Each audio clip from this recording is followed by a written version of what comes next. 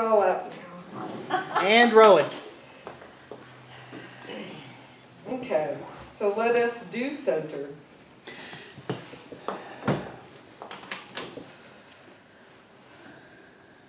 And breathe in.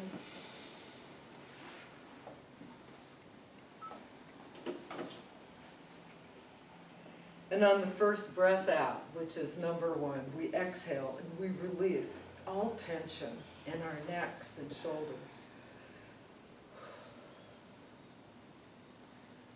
And breathe in on two, and breathe in the warmth and love of the divine.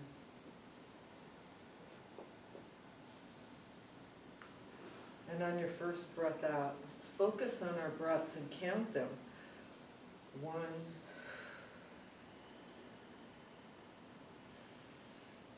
2, 1,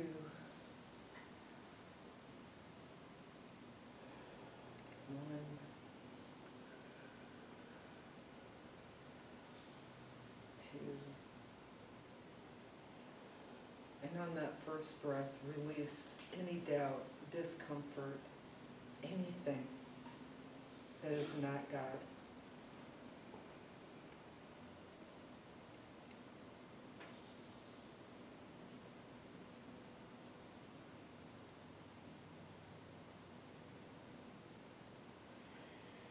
And as we inhale, know the truth and fill your body with light.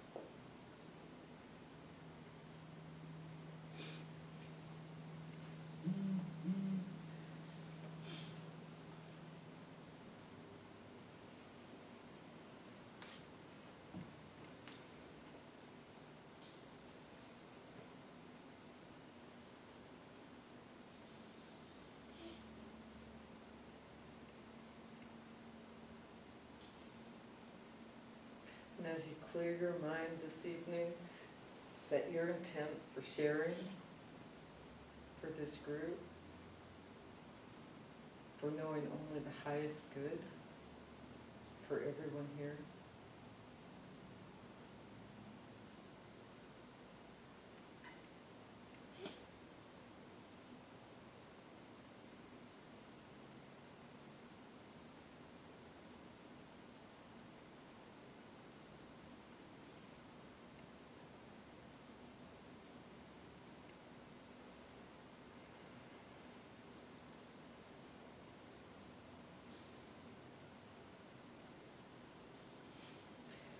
And in this knowing, there is only one truth, one presence, one divine good that is here, present, here and everywhere. And I know that this presence is here within me. I know that the laughter and the love that is shared is God. And I know that that only gift of God, that only one true spirit, that only one true meaning comes shining through in everything we say and do here this evening. And I know that this is true, and I know that I am blessed with this, and I know that everyone here is blessed with it, and everyone we come in contact with is blessed, and that we are filled with peace. We are filled with the peace and joy and love of the divine light that goes everywhere, shines us through. And I know that this is true. I'm so grateful for this. I'm grateful for the prosperity in my life. I'm grateful for the prosperity of this center, and I'm grateful for the beings of light that sit at these tables, knowing that there is only that one presence, that there is only one mind, and that as we know this and we release anything that could hinder, anything that stops our path, we know that the light shines us through. There are no real obstacles there, and that there is only law, and that the law is truth, the law is love. And together we say, And so it is. And so,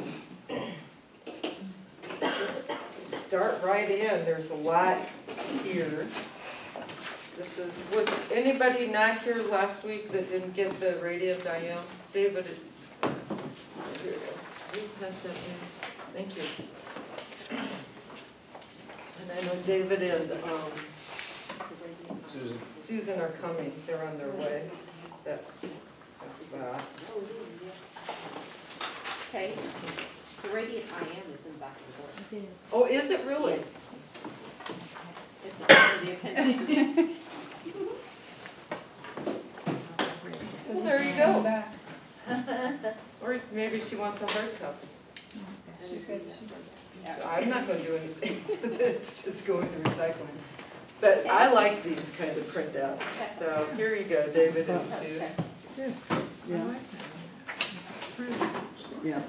They said it's in the back. Welcome of the book, back. too. Great, nice to be back. Yeah. Good trip. It was a great trip. Good. We missed you though.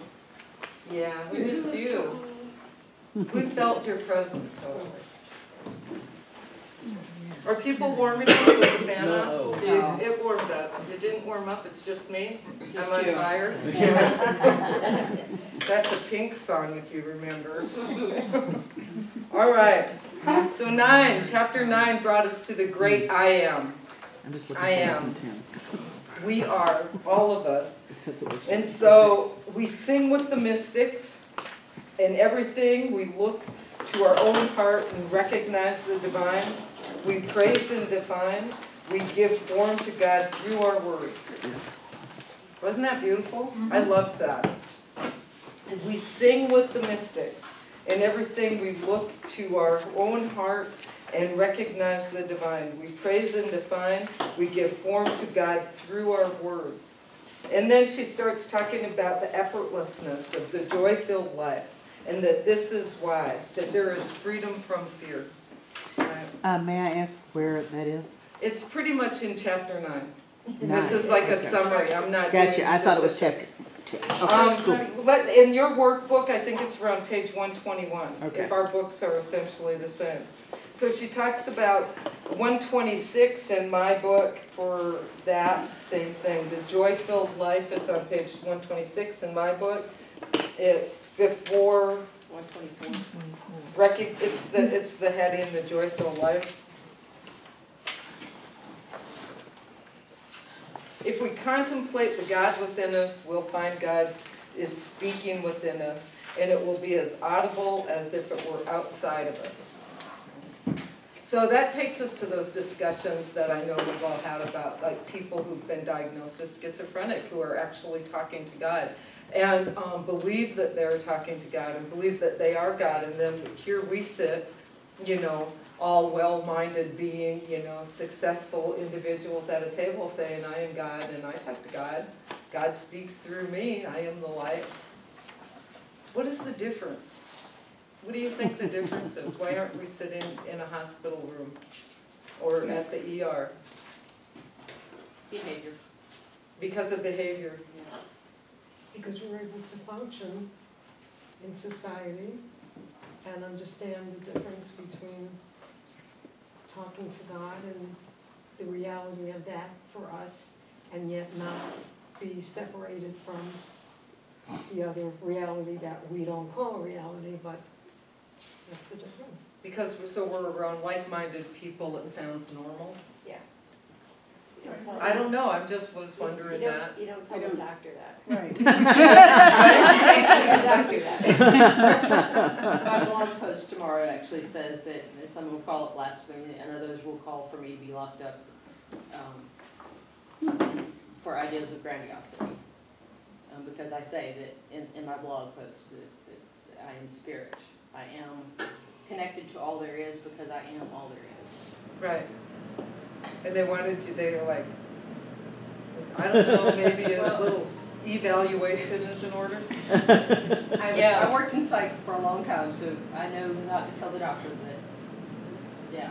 But. And I also think, as I know for myself, as I become more clear, sometimes I appear to others like I'm spinning out of control. and to the point that Reverend Waterhouse called me into her office because she felt like I was spinning out of control and that I was,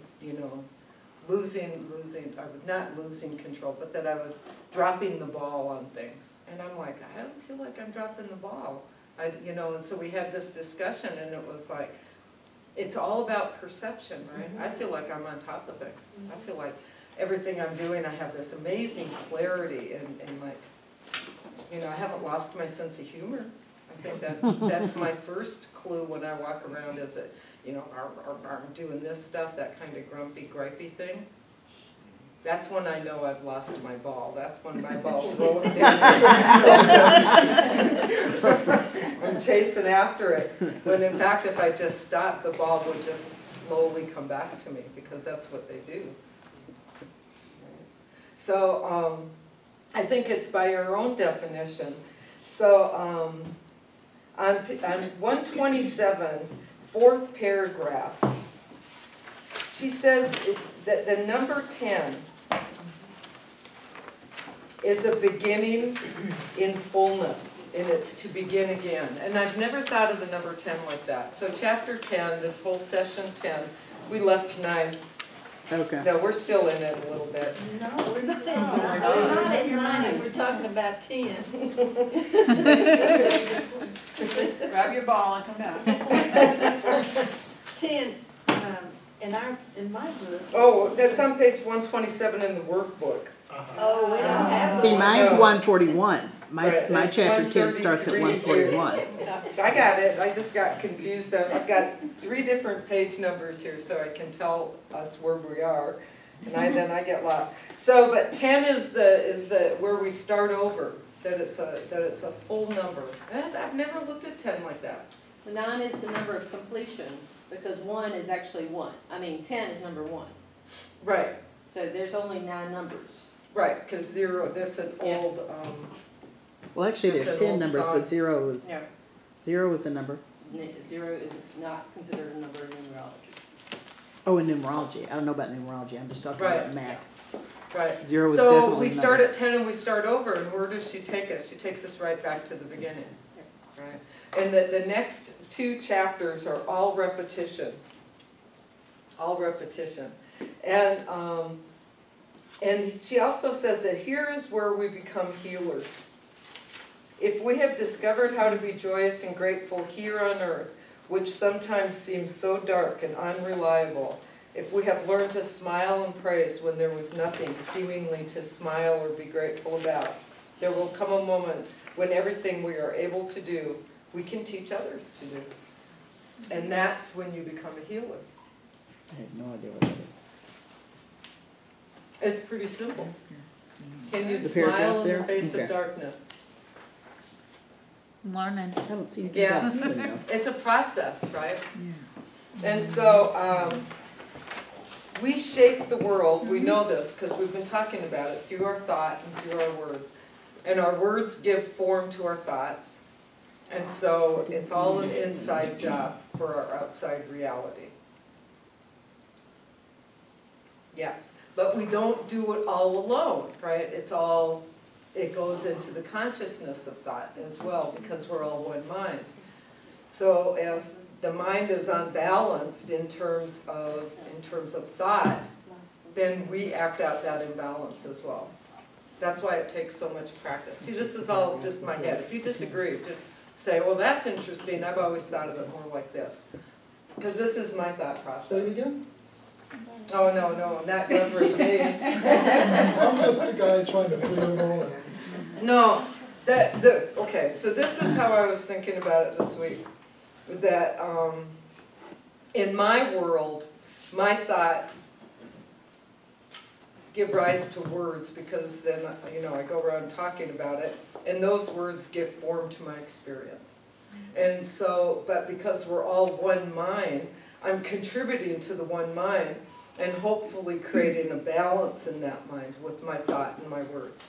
And so, but sometimes, I don't know, I feel strong, but it doesn't quite, sometimes I don't have I don't know, I guess it's back to faith that my word is that. I feel like we all contribute to the one mind, and that there's this kind of balancing act, like a teeter-totter going on sometimes. Yeah. And that's what it feels like. And I feel like we were talking about this earlier, like right now, the more in balance we are, and the stronger the voices of spiritual beings become, we raise the consciousness, and those people that aren't of that consciousness are starting to spin out of control. Like, they're like, oh my God, we gotta get balance again. They've got, you know, their balance is control over, and ours is just truth. And so when someone loses control over, right, they start doing that stuff, like a top spinning out of control, just wobbling around, and that creates all this disruption that people focus on. But we're trying to stay steady, knowing the center of that truth. Does that make sense? Mm-hmm. And I think what it says, what I personally think that this election says is, oh my God, how powerful have we become? As Because conscious it's, beings. yeah, because they're Yes. so spinning out of control. I- It's I so don't get what spinning you out. said. Huh? I don't get what you just said. How are we powerful? Right? Because there's this, because in my mind, I don't see duality, but I do see competition, right, for power and stuff. And so I see that spinning out of control, trying to regain people's minds. And I think they can't claim our minds, that we know the truth. I would put it a little differently. Yeah. Just to say that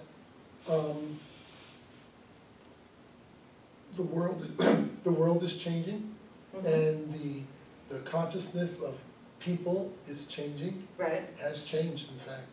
And for those that haven't, they realize and feel, if not consciously realize, but they feel, if, to me, the election and a lot of what's happening is the last grasp for control. that's it. To say, no, it really is the way it used to be, you know, and it can be like that again, and clearly the bus has left the station, but I'm describing it differently, but I agree. Yeah, there's still a lot of fear of change, Right, which I think is part of one of the things going on too. Particularly if it's not understood. Yeah. right. But we have faith over fear. Mhm. And so we can't be controlled by our fear. And people who are exploring faith in different spiritual practices, not only us, like, you know, not like we're the stalwarts, we're the vanguard of that movement, but so are many others, right? But you're back to what you said, is that if we're solid, that makes the next, for lack of a better term, layer under us start to wobble because things is not status quo. Right, right, yeah. So that's what I think, and I think that's where Curtis Hopkins takes us so many years later with the same book that she's taught all the other mystics and all the other leaders of the New Thought movement. It's like, wow, we are the leaders of the New Thought movement. All of us, every one of us, yeah, Could yes. it be, do you see it at all, that like, as we become more conscious and aware and more in touch with the light, that it's shining on the darkness, making it more apparent to clear while it's getting all shook up like you were talking about? That's a nice visual, I like That's a that. great one. Yep, I like that. And by the same token, if I turn on the light and clean out my closet, the closet gets really messy before it actually gets cleaned up. Exactly. You know, it's kind of one of those things. I was thinking about that too, so kind of, not that closet metaphor, because I came out of that closet a long Right, time so. ago. Different closet. I was thinking of it in terms of how much power do I have to move to move physical things, to actually recreate things, right? And I was thinking about that because I need a haircut and I just don't want to take the time to go sit somewhere. I usually do it myself because I get so frustrated, I just start cutting it. And I was like, what if I went to bed tonight and woke up tomorrow with a haircut? The same kind of thing, like maybe the closet isn't as, you know, cluttered as you think. Maybe my hair I don't know, but, can we do that with our thought? Should we be able to do that at some level? Should we? Oh, absolutely. Emma said that, you know, some people use this to change their hair color. She said that in there? I To remember- change their hair cut? Yes, Did yes. anyone else? Color. say Color. Color, Yeah, oh, color, color. yeah. I was like, did she? What am I doing wrong? I believe that, if we can lower our heart rate, if we can lower our body temperature, if we can, you know, change our hair color, because we know that's affected by mood and everything already, then why can't we just cut our own hair? I had, when I was about 12, one time and then this is stuck in my mind, it amazed me, said, my hair, I did something with my hair, I said, oh, that's neat, I'd like it, like if I forget a turn or something.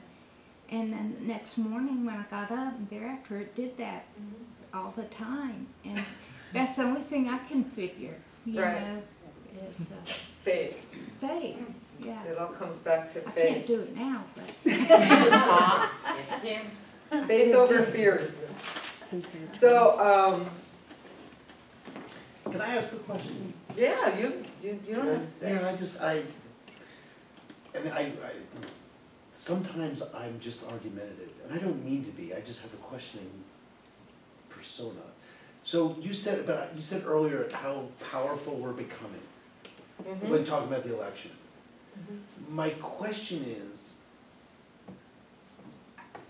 aren't we all, how are we becoming more powerful if we have all the power, if we are just power, if we are God, then how do we become more of something? Right, how are we becoming if we already are? And yeah, that's half of it, and the other half is the level of power. If we are all powerful, we are always creating all of our existence with our thoughts and our everything, then how can we do that more? It's, Y- I'm sorry. No, go ahead. It's the awareness of the power. We have it, but as the veils get thinner, we become more aware of the power. And as we have a conscious awareness of it, we're able to manifest more. And I don't know if I agree that we are more powerful, but if we were becoming more powerful, it's not that we're becoming more powerful, we're just becoming more aware of the power that we always have. So it's a focus. Yep. But there's another piece too. What more? There's another piece. What's that? You become aware, but as you become aware, you actually start to consciously use your thought. Right. So it's part of the focus, but you're consciously using your thought to create more aware. Before, when you weren't aware, you just had your thoughts, and if they were strong, something showed up. But now you know, as you become more aware, that as my thoughts are stronger on this, it will definitely show up. It's not as random, so it feels more powerful because you're actually directing your thoughts, as But it was opposed to always just there. letting them do it, because you know now that you can. And a lot of people don't know, things happen and it's a coincidence, or wow, it's a miracle. They don't understand that they're doing it all the time. Once you understand that, then you can direct your thoughts to create your reality. Right. Well, right. Right. And that The increases. reality that you want, because our thoughts are always creating our reality. Right. Yeah, Right. but you get more powerful because you're actually consciously doing it, as opposed to, I'm thinking about this more often, but I don't realize that because I thought about wanting an orange, it showed up. Now, when I'm knowing in my consciousness, I go, wow, I really want an orange, I know it'll be here, and it shows up. There's So a it's big control difference. also. Gives you control. Mhm. Good. See, that's why I raise these things, so that we can have this discussion. I love that. So, I know, I liked this chapter too. It's hard for me to say, because I always come in and say, I think this is the best chapter ever. This chapter was really good. And so, she says, I don't know if she actually says this, because like I said, I start writing and then sometimes it's copying down what she says and sometimes it's in my head. But what I got from it is that the time is now, and that with the metaphors, the time is now, is for us to know that we are a transcendent being with transcendent powers. You were born of God, you go toward God, you know God, you have the power of God, and that is all based in the faith, all based in working and doing that repetition. So all of that stuff that we've been learning is our first thought and not our second thought. And it's all based in faith. Right?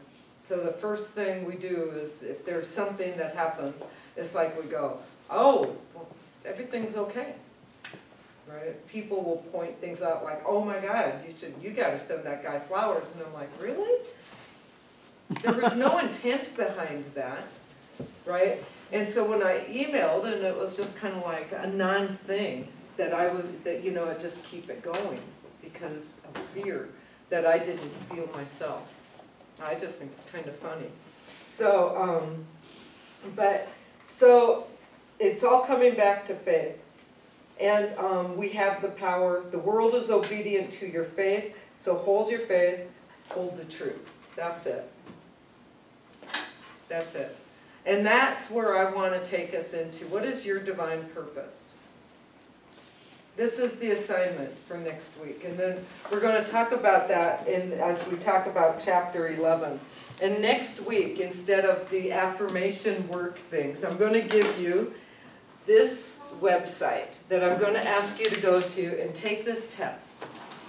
It's a higherawareness.com test. It's a higher awareness. The goal is to help you figure out the direction of your own divine purpose. I found it online. It's very cool. And I did it. And it was like, yeah, that's exactly what I thought too. So it worked for me. So please go to this. It's just www.higherawareness.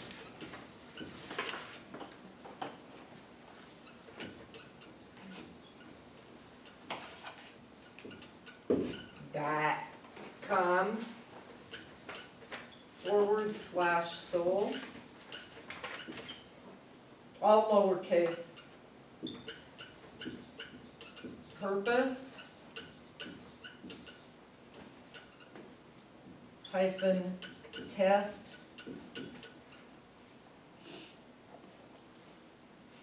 soul purpose -test .php.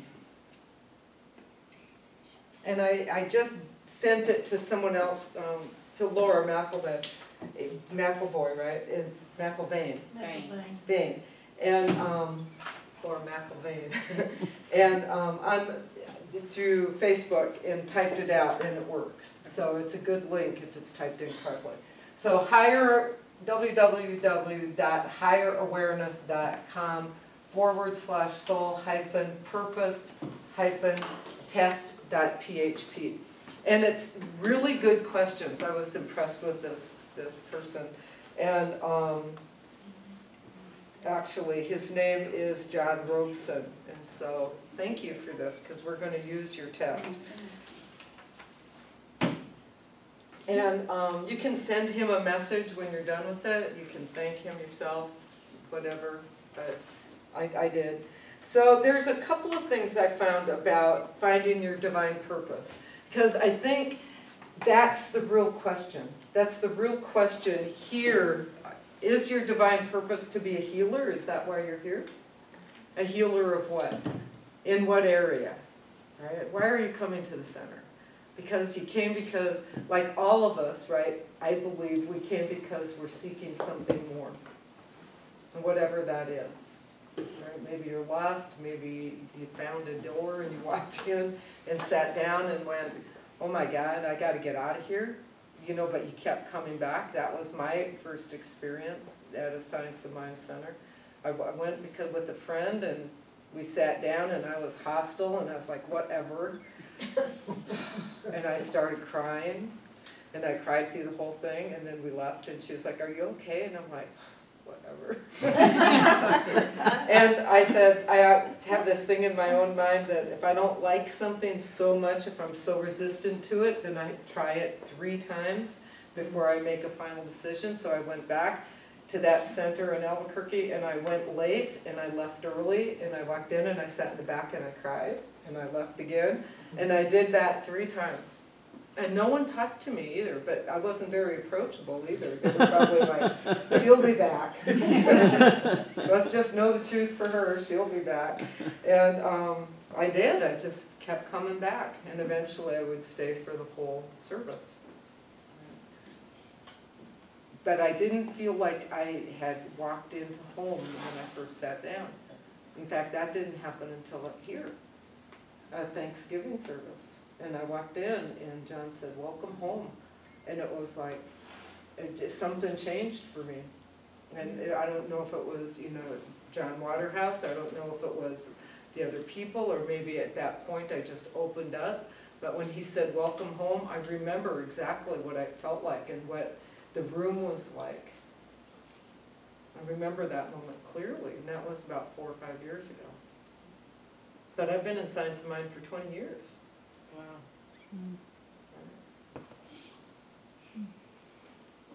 And I think we all have something that we're seeking from it. And one of those things is why. Just the why. Like, what am I doing, and what's my divine purpose? And we talk about that, and what does that mean? And so let's explore that a little bit. Mm-hmm. What came to me when we're talking about divine purpose is being a light. Mm-hmm. In what way? To expand on that. If I can walk my talk, Mm-hmm. and you guys help me do that, then I will be a light of knowledge and wisdom, and showing people that it can be done, that things aren't always the way they look. Right. Good. And for us, we know they aren't the way they look, but from the outside looking in, you can change a little bit. My granddaughter made a comment that she had only knew one person who would truly walk their talk. She's very anti-religion. Mm-hmm. I haven't gotten to that yet, but she said, I've only met one person who actually lived the way they talk. And I thought, that's a challenge for me. To walk your talk? Oh, I think really it's a challenge for most people, but it's a challenge for sure. And in what way is it a challenge? For me, because I forget. In that sense, right? Right. So the challenge is to remember in those moments. And in fact, Curtis Hopkins talks about that. She's on page 144, which I don't know what it is in the workbook. But under, yeah, what's the heading? It's right above lesson 10, the practice, above guidelines for treatment of that section. Oh, traffic section. Back in 10. She says, the world is obedient to your confidence, your faith, and your steadfast ignoring of any doubts, fears, or appearances. So when the truth goes singing over your thoughts, there is nothing to fear, no pain and no sorrow, for truth does not concern itself with any such illusory circumstances. And so for me, the challenge is to remember. That would be the challenge. And maybe challenge is not the right word. It's a great word. What would another word be? Opportunity. There would be an opportunity to remember, yeah? So it's all about the language. So we persist in the face of appearances, knowing only happiness and well-being. And Edwene Gaines is asking us, she says, are you willing to define? The question you must ask yourself is this: am I willing to define, embrace, and hold fast to my divine purpose, prayerfully, persistently, and patiently? If the answer is yes, then the impossible can truly become possible in your life. Are you willing to do that steadfastly, right? Are you willing to hold on to your divine purpose once you know what it is, once you've identified that field for yourself? And so she says, if you want to fully realize your potential, the first thing you have to do is that we look out upon the world with our own frame of reference. We've talked about that a lot in here, right? Your perception of the world is different than mine. And so I look out on the world with my perception of the world, and I wonder, what is it do I think needs changing? What needs to be fixed in my perception of the world? The word you just said. No, this is not that kind of rhetorical question. This is look at your own world through your own perception, and what do you think needs fixing? This is a process that Edwin Gaines is taking to help you find your divine purpose. It's one of her questions, so reflect on that. So for yourself. Say that again, please. She says, if you really want to fully realize your potential in this lifetime, the first thing you want to do is look out upon your world, understanding that our perceptions are different, and notice the things that need healing or fixing or transforming. Right? So we're stepping away from obviously, from Hopkins, who's like, turn away from that, don't even look at it, don't acknowledge that something needs fixing, healing, or transforming. But we're going back a couple of steps. We're looking at, who are we as we walk through the world? What is your divine purpose? Right? Actually, John walked through some steps very similar to this. So you look at it, and then Edwin Gaines says, frankly, in my world, I see that a multitude of areas where we are as a human family need to direct our attention, change our priorities, get rid of the systems and concepts that are not working, and begin anew. So she believes that we need to take care of our children, we need to treat the environment, we need to feed the hungry, we share the homeless, feed the disabled, work with the disabled, the elderly, the imprisoned, the hurt, the abused, and the lonely. Right? So Edwin Gaines is recognizing all of these things in the world that need changing. We all recognize every one of those things as well. Right? We can turn away from them, we can say they don't exist. But in this concept, we're working to a divine purpose, not to Emma Curtis Hopkins' theory. We're stepping away from her, yes. Right. And so it puts me in a quandary because I think about this. And on one hand, I don't want to be a part of the persecutor, victim, rescuer. Right. So I have a little friction or what have you that sets up my divine purpose in some kind of a rescuer Right. situation. Right. On the other hand, if somebody comes to me and says, I don't like the experience I'm having of being broke, sick, or whatever, and I'd like to change it, it would be nice to be in position to help them. Right. Which isn't the same as being a rescuer. Right. So maybe it's just about how the question is phrased or what have you, but I just wanted to say that because. Right. Right. And Dan, I think that we're like a step past this basic, but I'm taking us back there because I think that we have to, look at the whole picture for what she's suggesting and not just take it out of context. So, this is not a criticism of anybody, but it's the contradiction that I feel, that I can't just say, now we're gonna look at, Edwina, which is very different from Hopkins, because Hopkins is very absolute in saying that these things do not exist. Don't figure them out, don't try to fix them, don't anything, just keep saying it does not exist, it's not real, it doesn't exist. That's true. So then you go to something, so that's a principle, and that's an absolute as far as she's concerned, as far as I However, she also says that you have to be self-reflective. If something doesn't appear to be working, go back into your frame of reference, figure it out, because something's not working. You don't just turn away from it. We don't turn away from what's actually happening. We recognize it as a power of God. So then you could say that what we call bad is actually good, because it's all God, and God is all Right. good. And So it gets very, right, but when we started in the very beginning, it's like we're focusing on the negative issues that we're trying to deal with and use and start using different language. And this is just the first step of this process. And Wing Gaines feels the same, very strongly, that there's only one God, there's only one mind, that it's all good. But you have to go back to the beginning. Not everyone is where we are. That's all I'm doing.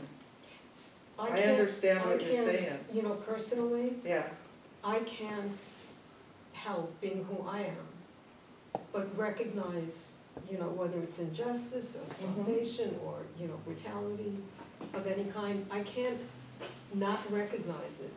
I'm not into running and rescue it necessarily, right, but I recognize it to the point where I will send it vibrations of love or, you know, peace or whatever is needed.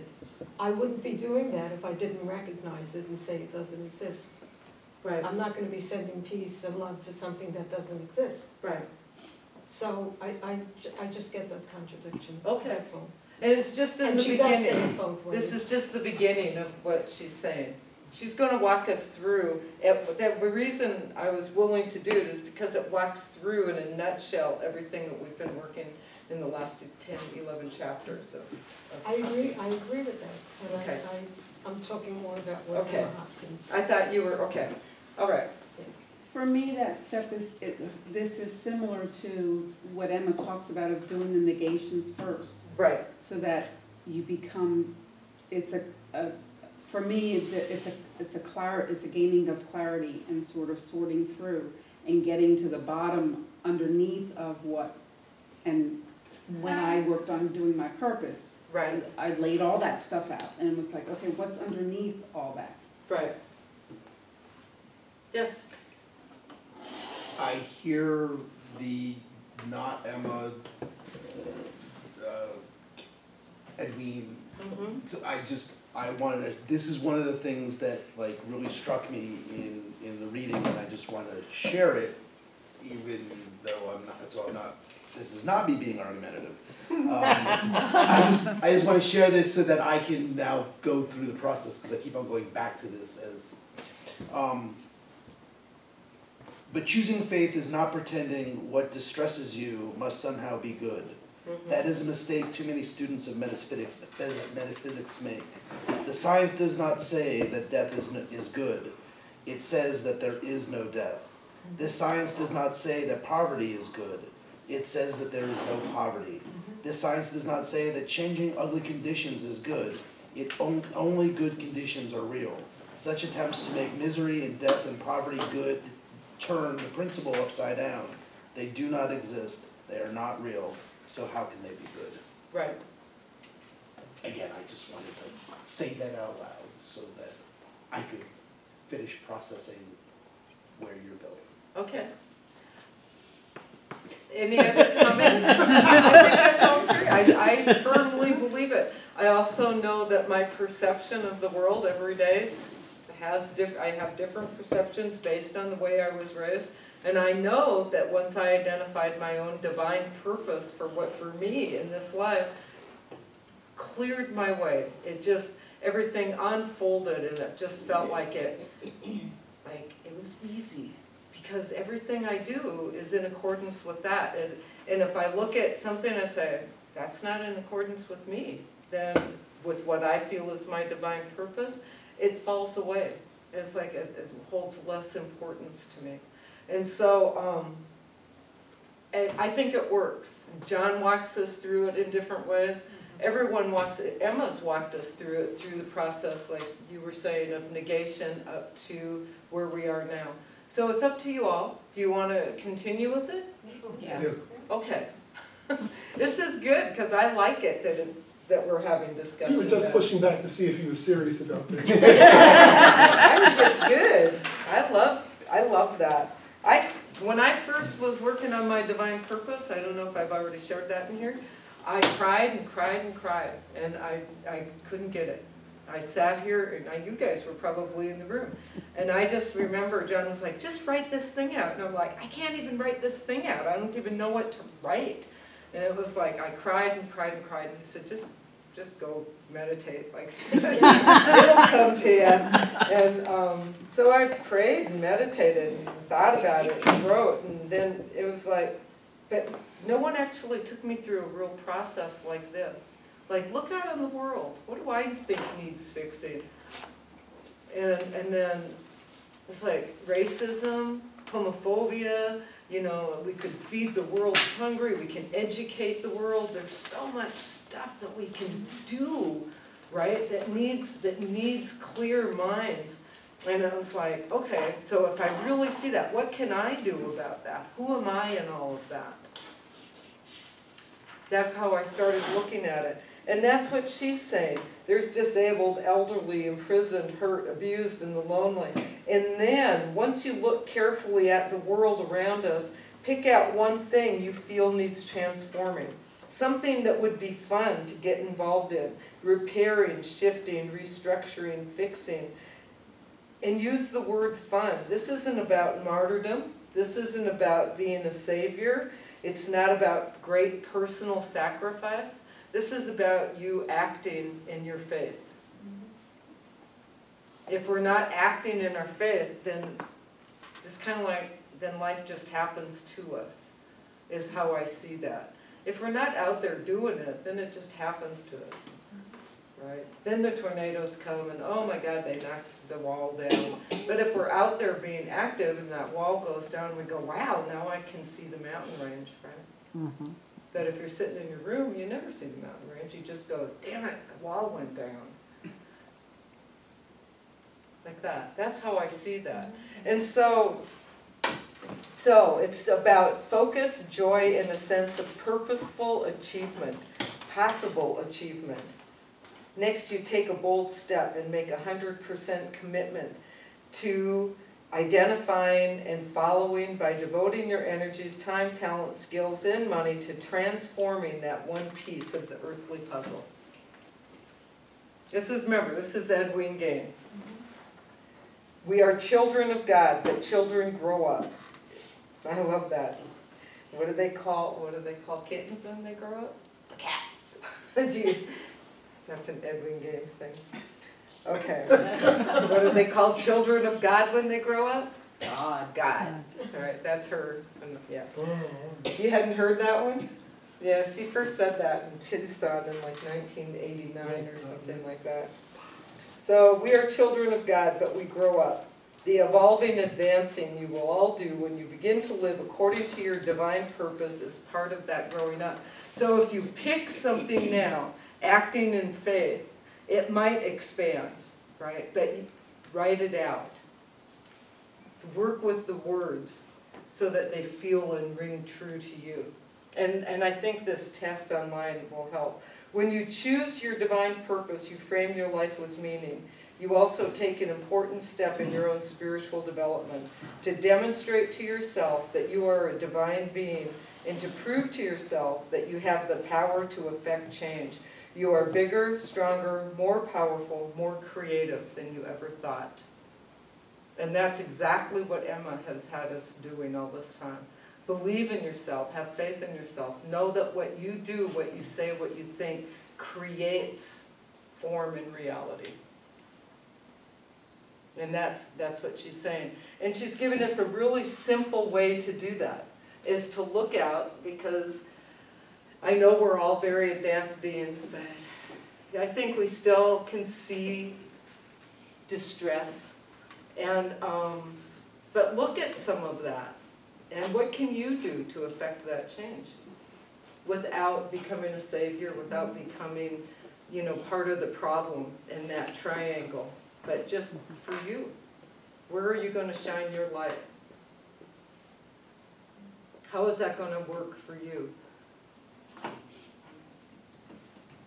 So after a lot of rewording, mine turned out to be, and I ended up making what do they call that when you cut up a bunch of newspapers and stuff and you collage? A vision board? Vision board. And I ended up doing that, and that's where mine finally came out, because I'm not very self-creative that way, so I thought, do it in a way that I can't control, right? So I chose a way that I don't feel like I'm very self-expressive artistically, so I chose something that I thought would be artistic, and now it's on my wall. I think I'll never take it down, even though people look at it, I think, and they go, I like it. But for me, it's, so what do I do really well right now? Right? What do I do that I love doing? And this is before, but I wasn't doing all of this then at the time. I kept thinking, I want to teach, I want to teach. And I wasn't even teaching at the college then, right? All of this has happened to me since I identified my divine purpose. All of it, right? So I kept thinking, I think I'm a good trainer, because that's what I did in social justice and in the nonprofit world. I'm a good trainer. I used to train people. I'm a good trainer. I can do that. I can do that. I can work with this stuff. And I thought, that sounds so old and I'm tired. That stuff made me tired right away. I know I'm good at it, but that stuff made me tired. So if it makes you tired, that's not fun. She said, make sure it's fun. Make sure it energizes you. Whatever that thing is that you want to get involved with. So mine turned out to be, I plant and facilitate seeds of interconnectedness. Right? Seeds of understanding and interconnectedness. My divine purpose is to plant and facilitate the seeds of understanding and interconnectedness. Yeah. And even now when I'm in the classroom, it's not like I'm teaching, right? I use the language of academia. But that's not what I'm doing. I am like giving them little grains of thought, and I'm like, what are you going to do with this? And do you understand it? And listen to this person talk about out of their own frame of reference. Put yourself in this frame of reference, like, and see what 3 possible motivations could have been for those people to do what they did that are so stereotyped in another way. And you know, it's kind of like, keep working on that stuff. Who are you? And how do you articulate your voice? And that's what I'm teaching in public speaking, right? And the students love it. They love it. They are so afraid of public speaking, and then they come in, but that's not my divine purpose, right? My divine purpose isn't to be dogma. My divine purpose is to plant and facilitate seeds of understanding. So I have a lot of fun in what I do. I love my job. Love my job. Yeah. And now being a minister, same thing. Very cool. Whole different way of looking at it. And I'm very excited about how that's growing and transforming. So I hope the same for you. I hope that you take the similar path. And I hope that you really look at what you believe in and what you're good at now. And where you can put your faith and know that it'll grow. And I really believe that test is good. It's got really good language in it. Really, really good. I was really impressed. Yeah. Have you taken it? Have you seen that? No. So anyway, she ends with Emerson, who said, oh man, there is no planet, sun, star that can hold you if you but know what you are. And then she says, now I know what he meant to say was, oh woman, there is no planet, sun, star that can hold you if you know but what you are. There is nothing in the universe that can hold us if only we know our true power. Right? What book is that from? Or is that from the It's from I think it's from the 4 Lessons of Prosperity and Abundance book. It's from one of the well, everything she does is prosperity. Here, you can have this. You can find it if you want it. So that's where we're going. We'll take a break now, and then when we come back, we'll talk about chapter 11 in connection with the divine purpose, because that's where she goes. Are there any questions before we stop? Any comments? Anything? Good? Are we good? Okay. Whew, God, that was a high energy break, wasn't it? It was like every place I kind of walked by or talked to, the energy was like. Okay, so she takes us in 11. it's repetitive, repetitive, repetitive, but she takes us a little bit further each time. And so we're into the way of wisdom. And it addresses the situation where, this is the first paragraph, where it seems as if your premise or principle, which has pleased you so much, is, after all, much feebler than the premise of the man who claims to be sick. That people continue, like things continue, that kind of like what we were just talking about, we keep acknowledging sickness, people keep coming back to us, like if we're healers, and they say, I've still got the flu, I've still got the flu, I've still got the flu. And she says the problem is with you, right? Not with the person not recognizing their own awareness. That the problem is your awareness. And so that takes us, remember, I want you to be thinking of the specific purpose stuff and how that works in this, because people are drawn to you because of who you are. That's what we have found as practitioners, is that, you know, we don't work with everybody, right? Although we make ourselves available, only certain people talk to us. And there's a connection, it's an energy connection. And that's what your vibration is. And the more you raise your vibration, the more people seek you out. And so your specific purpose will help you raise that vibration. So to become that healer that you want to be. So with that, but what happens is that we keep doubting ourselves. We keep using words like struggle and challenge, and we keep doubting, and we keep going, feeling fear. And so the challenge is, the job is, rather, after it seems like it could never work, if you've been shaken up and you've fallen back to your old thoughts, quickly declare your new affirmations from a warm sense of understanding, or the world will set itself to the old tune again. You can stop right now, not go any further, and the world will revert. Your world will go back, unless you continue to practice. And that's what Emma has said throughout this book. It's all about the repetition, it's the practice. Because those inculturated patterns of behavior are always there.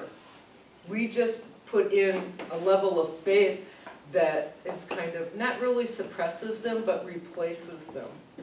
And so until it becomes natural for us to know the truth, you're in spite of all the voices going on that we hear in the news and stuff, then we have to practice. And if we don't practice, then we get angry or we fall into despair. Remember last week, or maybe this was in a different class, but I was flipping off at someone on the highway or something. And then I'm listening to Barbara read, you know, the original Science of Mind, and I'm like, that's great, get the hell out of my way. Like that, oh yeah. So, and I don't think I'm unique, that's the thing, right? I hope I'm not unique. I don't believe that I am. I think that, that my process is a very common process, that we all stumble, we all question, and then we get stronger. Unless we stumble and question, we don't get stronger. That's the point. Yes. I just, it made me think of the word precious. My reaction to the word came from the J.R.R. Tolkien and the Gollum or whatever, and he goes, my precious. I mean, I'm just, my whole body just hearing that, but sitting in Barbara's class and hearing her say, you are precious. And just, it's like, I mean, it just envelops me in this like warm blanket, you know, whatever. I mean, it's just hearing her voice say precious, and it just has given my whole body a new reference for that word. Right. And that, for me, that was just a practice in, it can be different. So reclaiming our language is important, I think. Yeah. Right, taking it back from the media. Any other comments on that right here? Okay. So, persist in the face of appearances, knowing that it's all happiness and well-being, doing so, knowing the truth.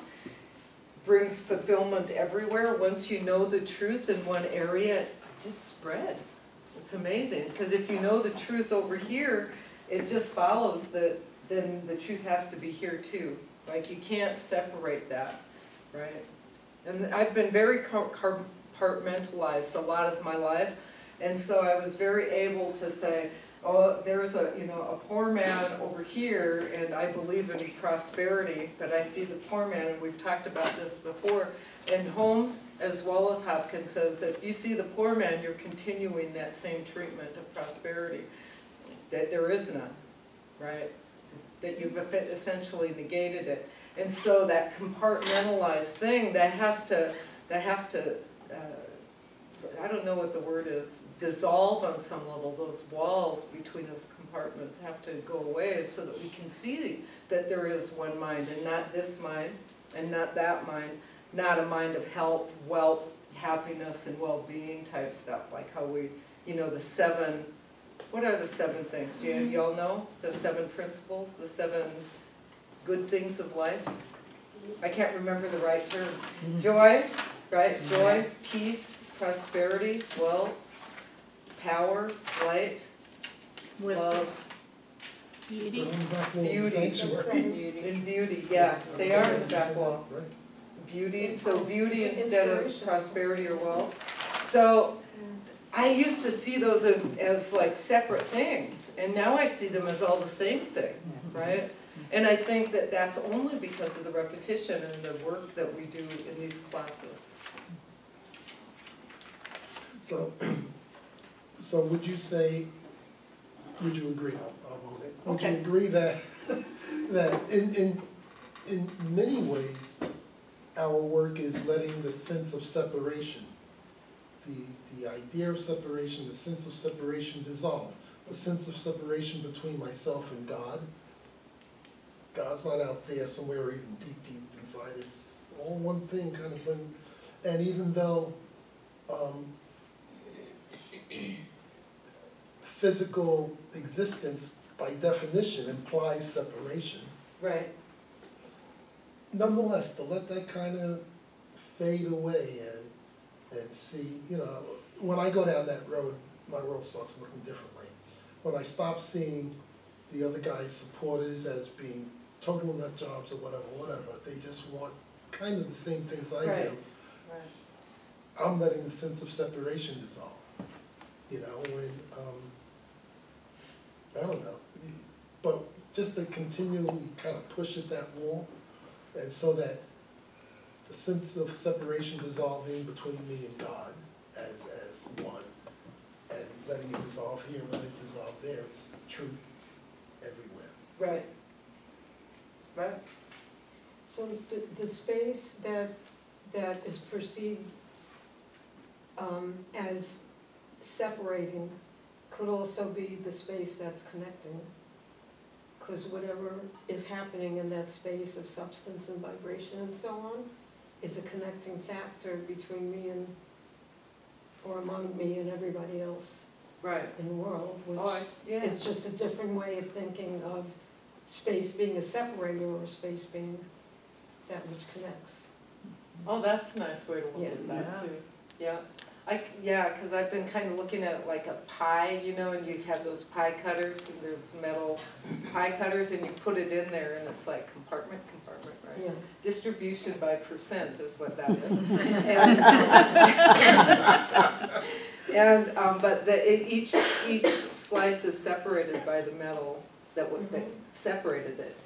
If you leave that in there, and I can see, for the first time, I've seen, take that metal out, and it's still a whole pie, separate but complete. Oh, how sweet is that? Yeah. I like that. I can use that later. Okay. Thank you. Is that the kind of, I know I maybe That's how- took it another direction. That's how I see it, and it's how I see, like, long distance connection, and, you could think of someone on the other side of the world being separated by that space, and you could also think of the vibrational connection. Right. you know, so there really is no separation.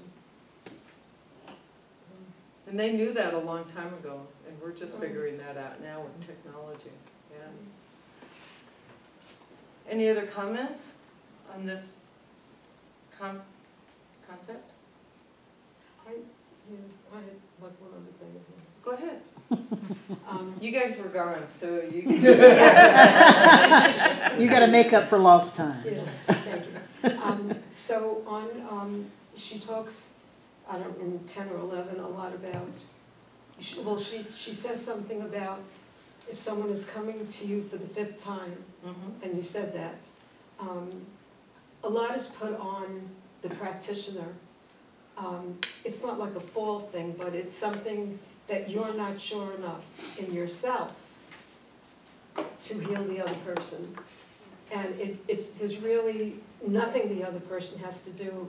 And anyway, like I go back and forth with how much that resonates with me.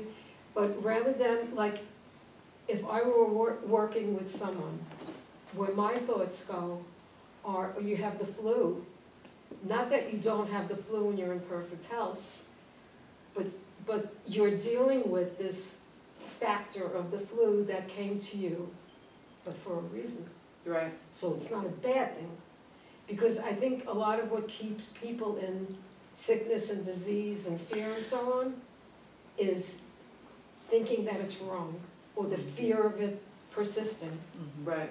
So once I feel that whatever physical thing is working in me that's so painful or whatever, that it's something that's gonna pass through, and there's a reason that it's there, and I don't know what it is, but there's a reason that it's using me for this, and just let it happen. There's a relaxation, which really does wonders for the pain. Right. And opens you to and healing. emotionally, I mean, I don't feel like what did I do that I feel so bad? It's like, okay, you know, come on, give me what you got and go on your way, whatever. Right. Yeah, so I think that with other people too. No, you didn't do anything wrong because you have the flu. Right. There's a purpose to it, and there's a reason that it sought you, and it So happened. are you suggesting that that's where Emma's going to, is that it doesn't I don't know that matter? she takes it that far, and Okay. I don't think she actually specified. I think she goes more to negating that it exists at all. Mhm. And I'm just saying that that might work in a lot of cases, but for me, it's just not where I go. There's a purpose for everything, even the stuff that appears to be bad. Right. I think that is where she goes, and that's Yeah, where I Holmes guess. takes it too, right? Is that it's just an Yeah. appearance. It's an appearance. Doesn't make That it, has a it's not purpose, bad. it has a purpose. It And has you- a purpose. I mean, Holmes says, sit with it until you know that the opposite is truth. Right. And, So when we talk about, then in the sanctuary, this just comes to mind, talk about healing broken bones in the sanctuary, and so we're sitting with it until we know that the bone is just whole? Or that the bone Yeah. was never broken or fractured in the first place? The bone was never fractured in the first place. yeah. The bone was never You have to fractured. go to the absolute, otherwise you're still in the Right. relative. Right, because if it's all one Yeah. and all the, I mean, there's no if there's no separation, then, But why do they call it a healing then? And why does Emma call it a healing? Because if something needs to be healed, then there was something was wrong. I think it's just Language. languaging of the time. Because, in prac class there's nothing to be healed, only truth to be revealed. Right, right. That's some deep thinking. It is, because, we can deal with stuff like the flu, but the reason that we have the flu is the same reason perhaps that a bone gets broken, and so it's kind of like, it all is relative, and at the same time, there's that sense of, what, that new thought guilt that that's out there, that says somewhere I did something wrong because this is, I have the appearance of this. And so, but the goal is to believe, is to learn that you've done nothing wrong, that it's a, I don't know. Which is it's- part of the It process. is part of the picture. What'd you say? So it's funny, I've been thinking of one of my favorite Bible verses, and I don't remember which one it is, but there's a story in the Bible where the disciples and Jesus, they come upon a young child that's sick, and the disciples say, well, Master, why is the child sick? Is it the child's fault? Is it the parents' fault? And Jesus says, it's neither of theirs fault. It's so that the glory of God might be known. Mhm. To me, that means something came. I don't know why it came, but here's an opportunity to let the truth of what I know change it. Right. That's what that means. That's the way I interpret the story. Right. So it's not about, it's like a game of hide and seek. Right. I'm gonna pretend that something's wrong, and then I'm gonna shine a light on it, and it changes. Yeah, Right. resolve it. You know what I mean? So Yeah. because I've gotten all caught up in what you call the new thought guilt trip, which is like, well, I had one bad thought out of my whole day, and now, I got a fat tire. I can't do that, it just, my granddaughter says, it harshes my mellow, so I can't get into all that, it becomes a downward track. Right. And okay, so the tire on the car is flat. Yeah, the tire on the car is flat. All right, good. Well, can I be in a good attitude while I change the tire? Oh, look, somebody stopped to help me. Is that, Right. wow, look at that. Yeah. I love those stories. Yeah. Because I created that Yeah. circumstance. I have a lot of those Well, the way where I learned.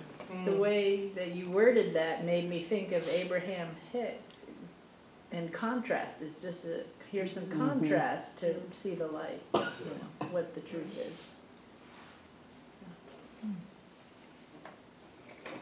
Other comments? Well, then, I wonder if it's as much for the healer as it is for the one to be healed.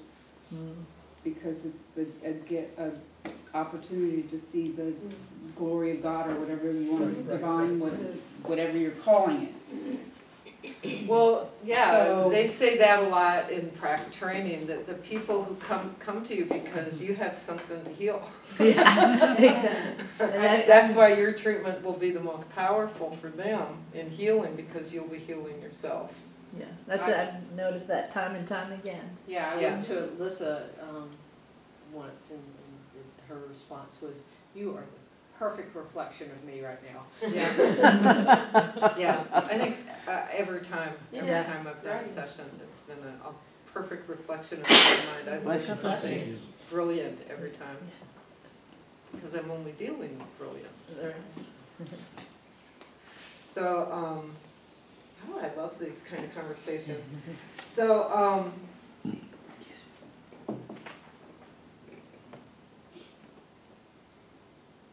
everyone's waiting on that. Oh, Marcy.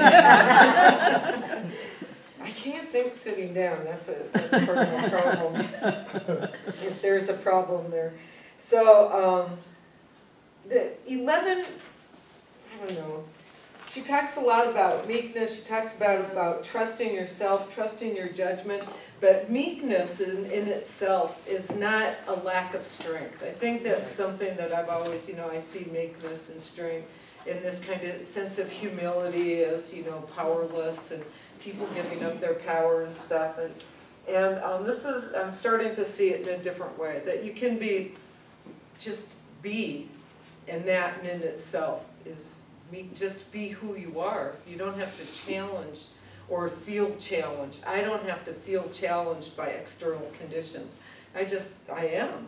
And that strength, she's calling a meekness of just being present, right? And I see it as strength, because I think I came from a place where I had no power, and now if I have any power, I want to exude it somehow. And so for me, it's maybe just stepping back and resting and knowing that if I feel it, it is so, and knowing the truth of that for myself. Does that resonate with anyone? I've been wondering. Does it? It does. And I was gonna read what they said exactly, well, pretty much. Okay. Meekness on 149, meekness means yielding to the spiritual principle.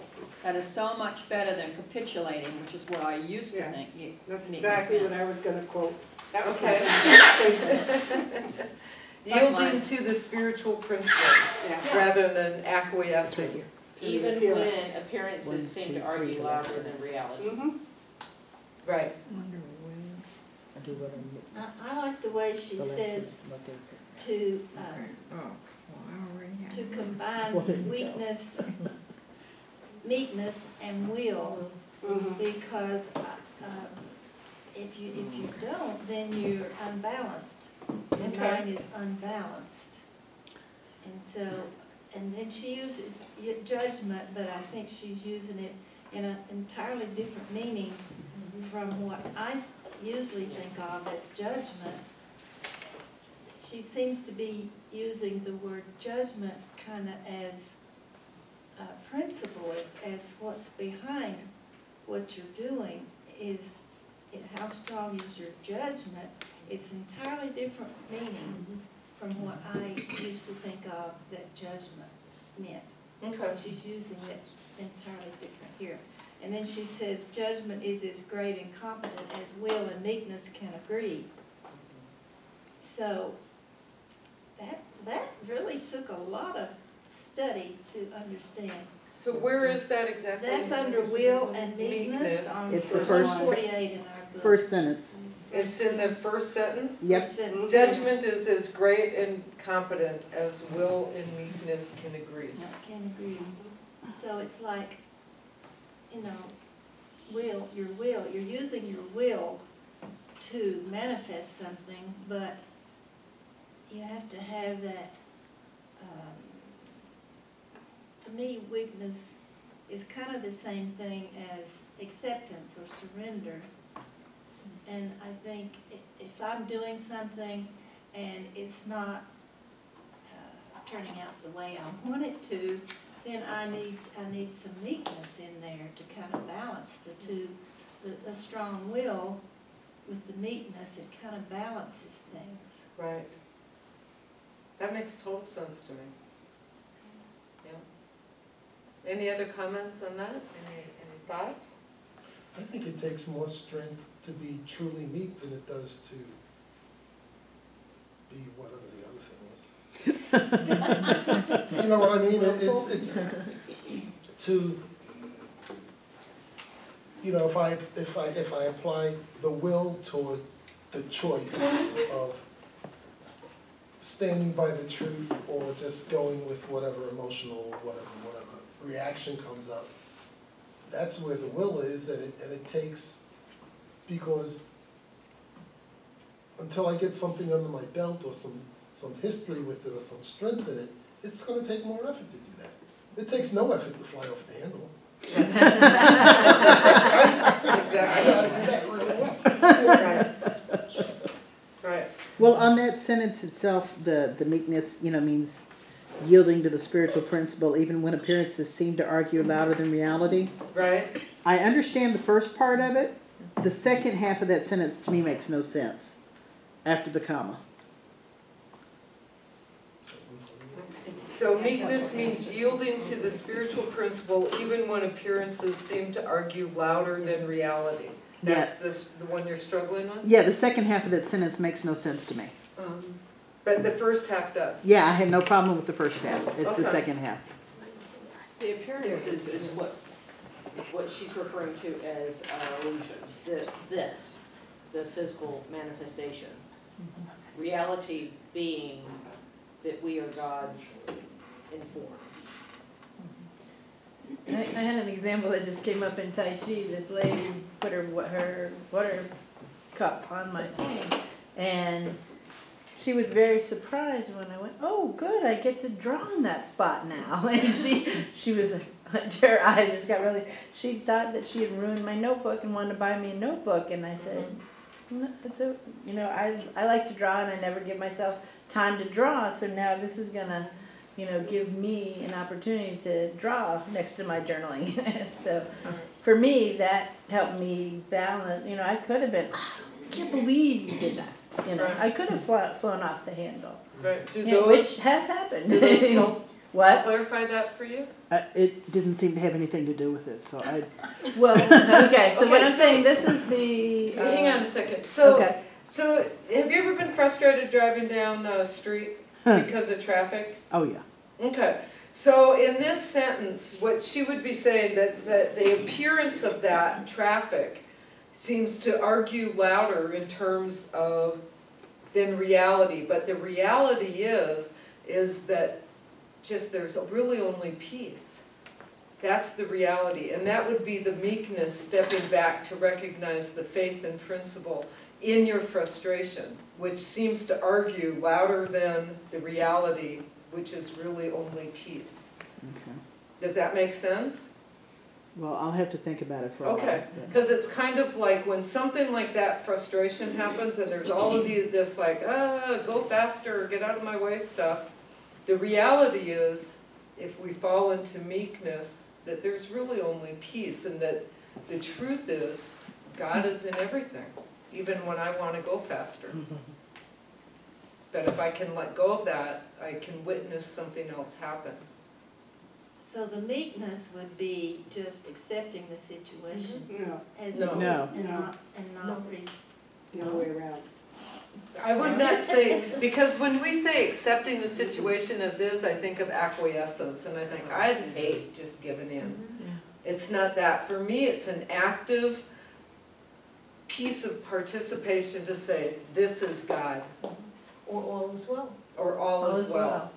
Instead of saying, oh, I accept this as my due reward because I had a bad thought this morning, right? Like that. Instead of, this is all is well. This is, God is in everything. And then with like Nancy, she came up with sort of a positive story. Right. Of, because what first happened was that this isn't bad, this isn't, and so her story was that it gives me an opportunity to draw, and that, so It was we can another, either stop at the acceptance or come up with something that feels good, that it goes with our life and our personality and our. exactly, yeah. So the appearance is that, wow, she really messed that Yeah. up. But the reality is that it's all fine, all is well. Exactly. No big deal. Same thing.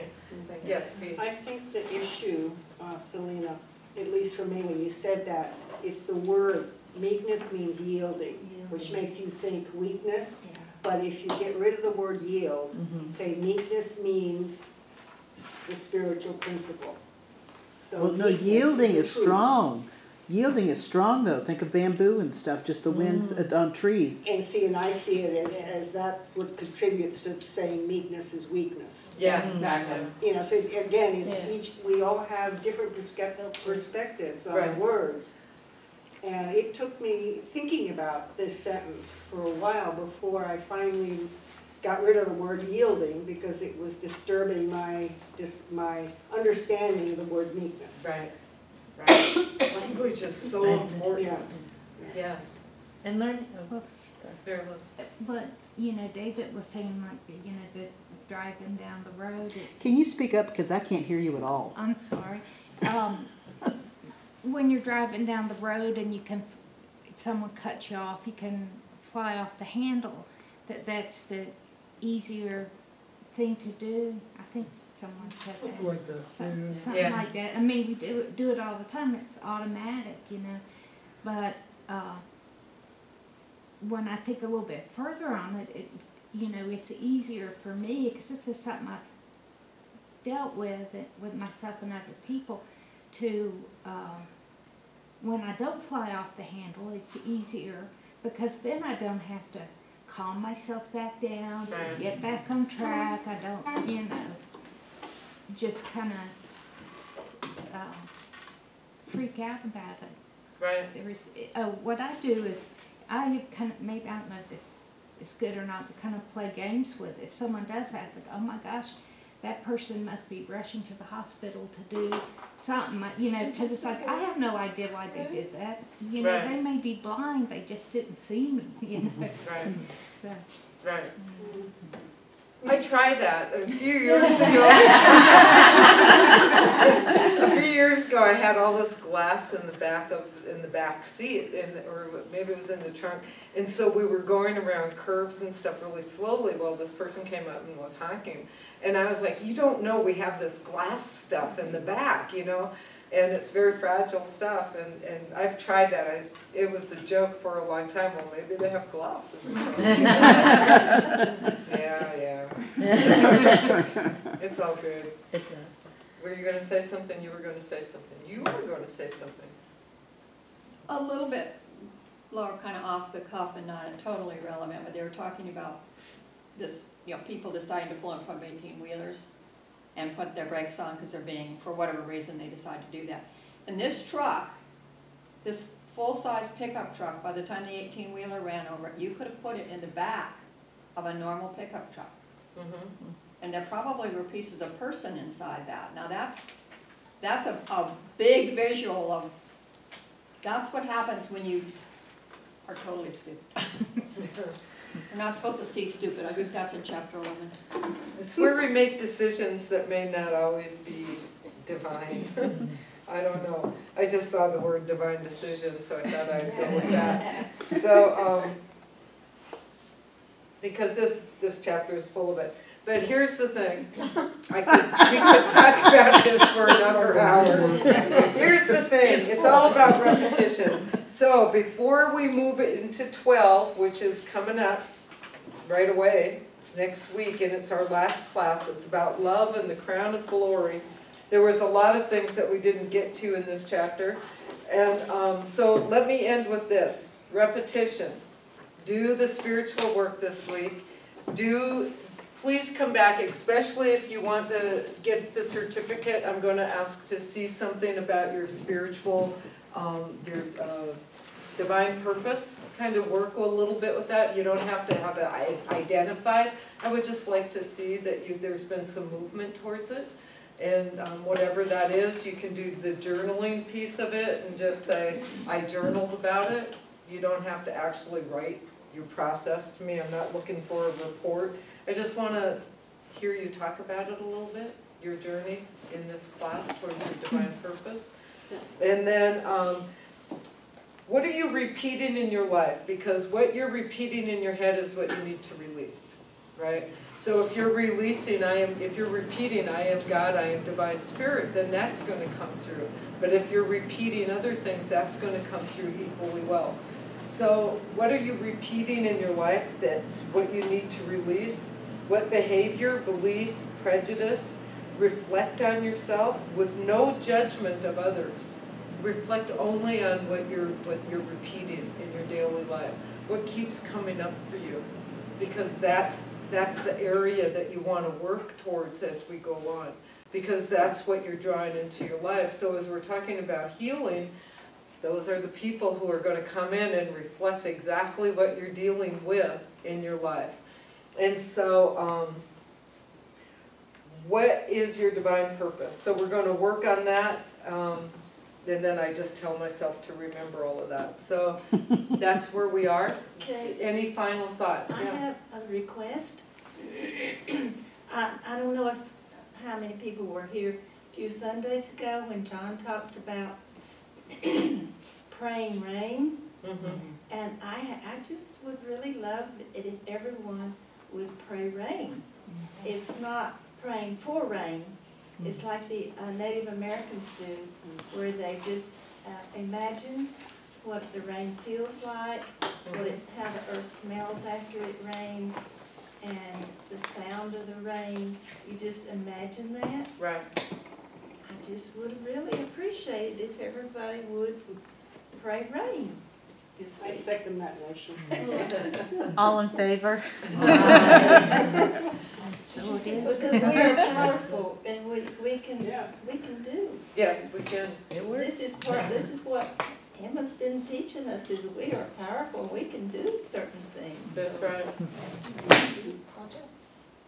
That's the project, is work on your spiritual. Oh, Sue's been working on divine- something really hard. Pardon? Sue's been really working on something else hard. or the project that you had Oh, initially well, had. originally it was the written affirmations that you were writing for yourself. And you can do that, but I got excited about the divine purpose stuff. So it's kind of all the same thing, kind of. Yes. Can you remind me of what your email address is? For what? Since I'm not gonna be here, next week? Your email address so she can Oh, send my it to you. email Yes. address, Kate Grayson, Greysen, kategrayson@gmail.com.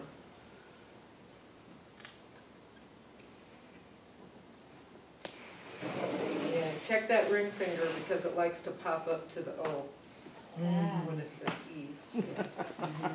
So people are all the time telling me they sent me an email and I'm like, check the spelling of my last name, that's probably why I didn't get it.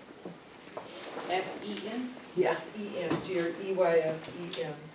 So that's where we're going on, next week we'll talk about that, we'll talk about the projects where people feel like you've gotten from the class. I'm gonna have a little written self-eval for this class, so please don't sign it, but I'm gonna ask you to fill it out. You're gonna have what? A little evaluation, part of it will be a self-eval and part of it will be an eval of me for the class, because I haven't done that for the accredited classes and I've been told that I'm supposed to be doing that. The registrar called and told me some really good news today, and then she also at the same time said, and you're not getting your evaluations for your classes. I'm like, okay. So whatever, fine. Yes. Did I hear you say you're not doing class the next, whatever you call it? I'm not gonna do, I was thinking I would do a short section with Nina, but I think I'm gonna just take that break for myself instead. And then I'll teach, we're talking, Nancy and I are talking about co-teaching the Emerson class in the spring. Would that be starting in January or? Yes. Okay. January's not spring to me. January's January's not spring to me. It's my spring term, yeah. I thought you were gonna do Nepo. Yeah, that's, I know. She wants to do Nepo, but she thinks she should do Emerson. I said the word should. Can we make some connections? Mark's not an accredited class, but I've been thinking about that. I haven't forgotten that. And actually, this is not necessary for all of this. My course load is going to be a little bit different, and I'm going to have more time next semester. And I was thinking maybe a Nepo study group on like a Thursday or something instead. I hadn't talked to you about it because I want to just get through all of this first. But I have not forgotten it because, well, I love the book 7,000 Ways to Listen. That book just touched my soul. And I use it a lot in my classes. It's that book. But he's written several. And I would start with 7,000 and work my way out. So would you be interested in that? Yes. Like a study group, just an hour, maybe on a Thursday? Maybe we could even do it over dinner in restaurants or something? Would you Yes. be That interested? Yes. Right, not a required thing? Over pizza or something? Yeah. Okay. Then it'd just be a study group, it wouldn't be a class, that's the thing, so, yeah. If it was any day but Thursday. Why is that? I have 3 rehearsals I have to rotate through already on Thursday. Oh, okay. Well, we might just see you on Wednesdays then. Okay. So, let's go ahead and Do you want to stop this or keep going? no, we'll pray it out and then. Okay, so I couldn't remember. I could not remember. Okay. So as we end this class and as we know that we're moving forward to completion of this series, we know that there is never any ending and there is never any end to anything, that it's all life. And that life is what we ask for now. And as we pass this basket full of joy and abundance, hope and health and love. We know that that is all there is, and that there is only grace in God, there is only beauty and light, and that that is what is reflected back to us, and that this evening has been all of that, all of that. And as we go forth from this evening out, we know that as everyone that we in contact with, everyone that we speak to and touch is touched by this lightness and love and joy, knowing that this is the truth of who we are, and knowing that this is the truth of the world we live in. And together we say, And so it is.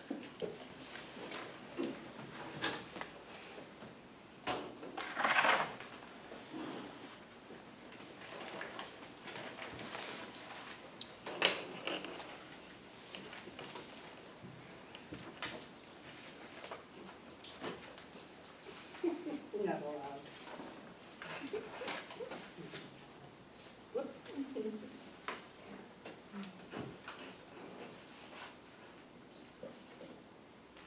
all right. David, would you do the honors of the blessing and Sure. take us out? Thank you.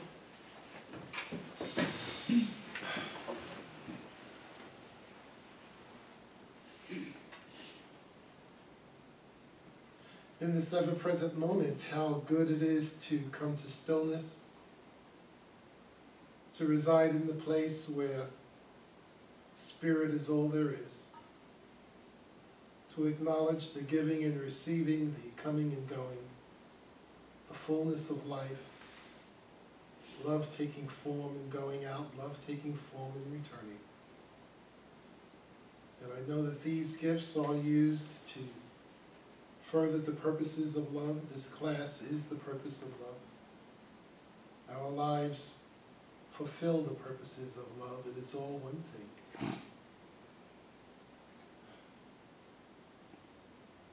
And I am filled with gratitude for all that is, for all that has transpired, and for all that is yet to be seen and known. And so it is. And So it is. Thank you, sir. Nancy, did you get